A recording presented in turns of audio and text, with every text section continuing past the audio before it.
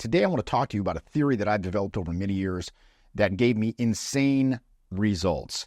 And if you apply this theory in your own life, it's going to radically improve your ability to close the deal in pretty much any situation. This theory applies not only to sales closing and closing the deal romantically, but basically it can be extrapolated out to pretty much everything in life.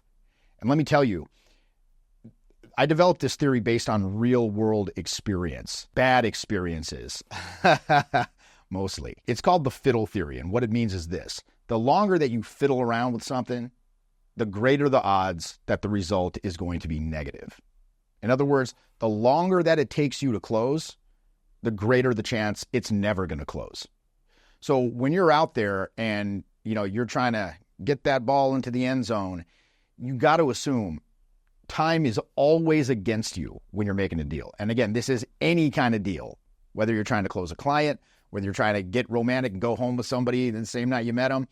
You got to strike while the iron is hot. You got to make hay while the sun shines. Any other colloquial expression that means get her done right then and there. Because I see this all the time. I'll give you an example. Let's say you go out and you arrive at a venue and you see someone that you like. And you're like, well, I'll approach them later once I've warmed up.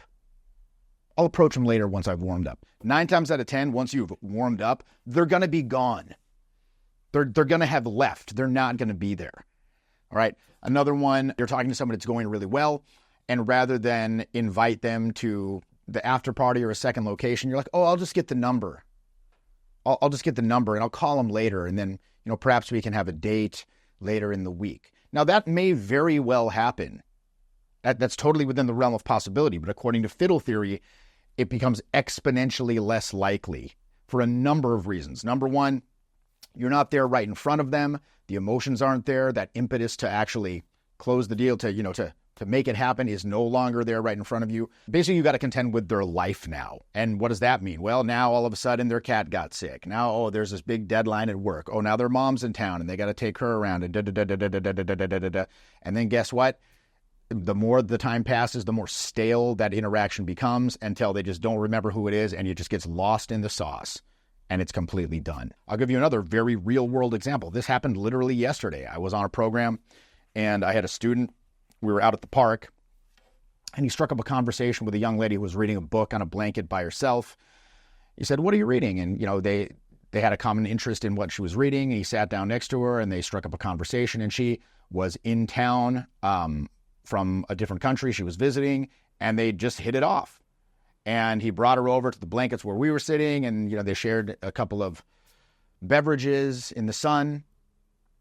And then they went on a little date, and they actually got a coffee at a cafe nearby.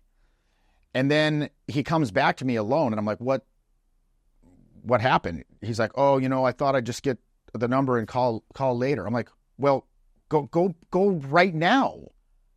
Go right now. The van's right there. Just say, hey, I got to drop my coat off in the van, in my friend's car. And then just see what happens. Just see what happens.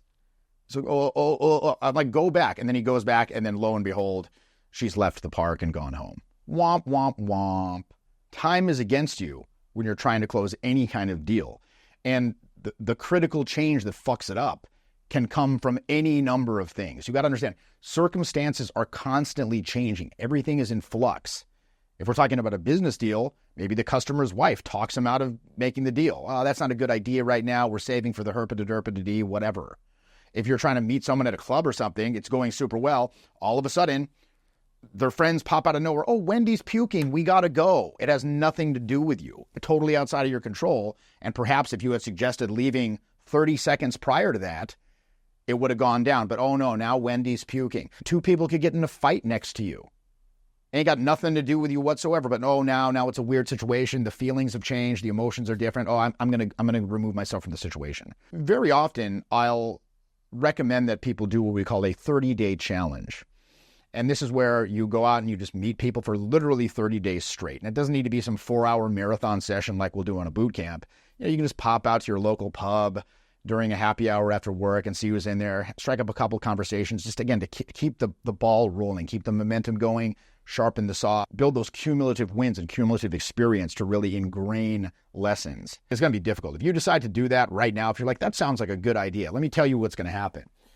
About day 15, because I've done several of these, day 15, you're going to start to feel a little fatigued. You're like, I don't know if I can do this. But if you push through that and you just keep doing it, by like day 20, you'll kind of get a second wind and then you'll just finish out strong.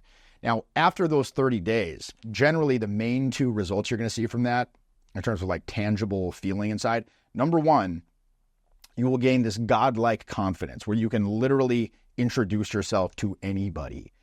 You can see like somebody eating with their family in a restaurant and just go up to the table and introduce yourself without any fear or any hesitation because you've done it so much. You've given your brain the proof, not promises, right?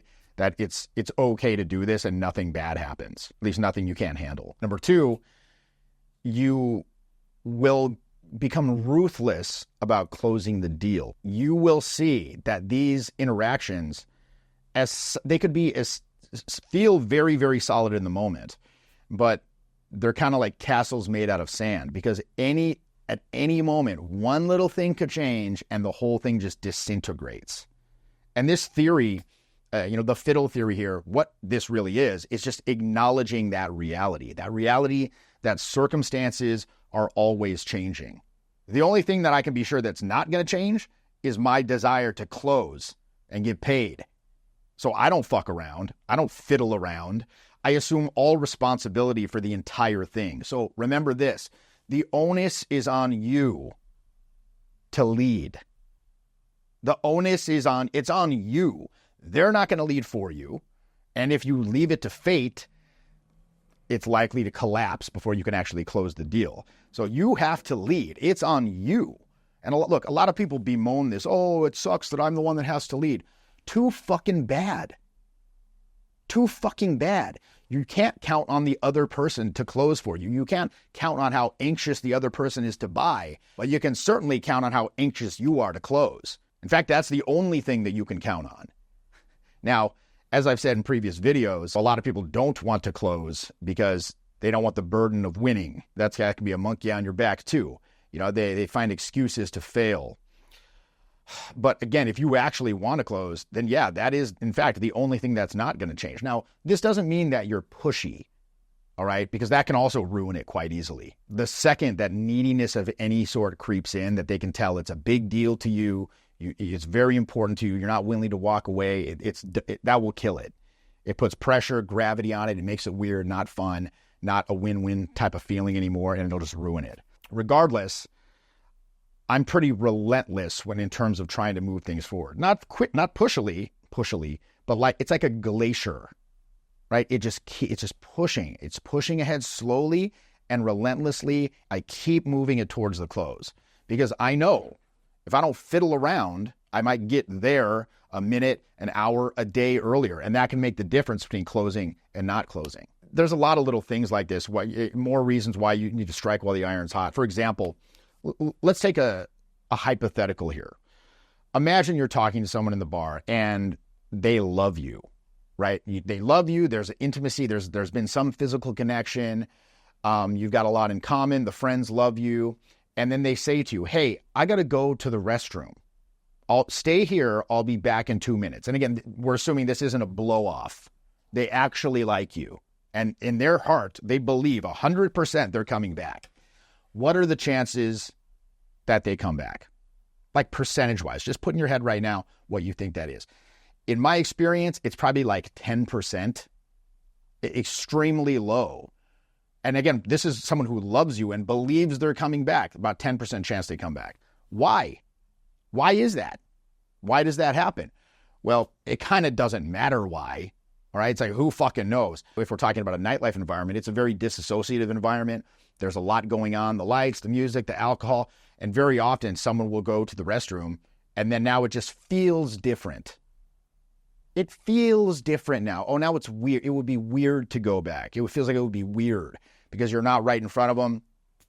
The emotions aren't there, et cetera, et cetera. And again, that's one of those things you can feel bad that that's the reality, or you can just accept the parameters. Be glad you know what the fucking parameters are because most people don't. So again, why really doesn't matter. What you got to do with this information, again, going back to Fiddle Theory, and this is kind of an adjunct to it almost, if you get buying temperature from a prospect, you build a fucking campfire around that. And you close as soon as possible. You got to stick in there. You're in a situation where someone totally loves you and they got to, they say, oh, stay right here. I'll remove myself from the situation. I'll get back to you. You do what we call constructive possession. Whatever they say, you act like it was your idea and then you lead them to it. Oh, I got to go find my friends. Friends, I love friends. I'm extremely charming. They'll think I'm awesome. What do they look like? Let's find them and lead them to find the friends. I got to go dance. Awesome. Dance floor, hit the dance floor. Lead them to the dance floor. I got to get a drink. Me too. I'm parched. Shall we? Lead them there. So you got to stick in and with them as long as necessary. That's another thing. Many people, I think they get strange ideas from watching a lot of these types of videos or possibly even seeing footage of this stuff being done where they get these impressions that every deal is going to close in 10. It's going to be a 10-minute close. And yes, that can happen. But in my experience, I'd say the average close from meet to close is going to be 45 minutes to an hour and a half, probably more on the hour and a half side. And again, some will just go immediately as soon as there's some kind of interest. Yeah, let's go. But many now are going to need to build trust. They're going to need to build comfort. They're going to need to build a connection. They're going to need to feel, okay, this person's a normal fucking person. They're trustworthy. They have my best interests at heart here, and it's going to be a good situation. I mean, interest is interest. Anyone can get attraction. That's not a fucking moron can get attraction. Doesn't mean they're going to leave with you. Can you act fucking normal for 2 hours after you get the attraction? You got to stick in there. So look, when it's time to go, it's time to go, right? And that's another thing. When you see that window of opportunity, you got to pull the trigger. But again, it's about getting there. As everyone knows, however, getting the last 10 yards is where the rubber really meets the road. I'm going to do an entirely separate video for that one. But again, this Fiddle Theory, if you adopt this and you really stick to it, it will change your life. You're going to see dramatic improvements in your closing rate. And, you're going to have a lot less heartache. Like I said, this is developed from bad experiences and seeing it firsthand. So learn from my mistakes. I mean, that's what this stuff is for, right? I'm taking my 21 years of pretty much constant immersion in this stuff, 24/7, 365 days a year. I run boot camps every other weekend all over the world. I've been doing that for 20 years. And this is one of those theories that I see is very, very based in reality. The longer you fiddle around with something, the less chance that it's actually going to close. Time is against you, so strike while the iron's hot. This is your boy Jeffy, and I'll see you next time.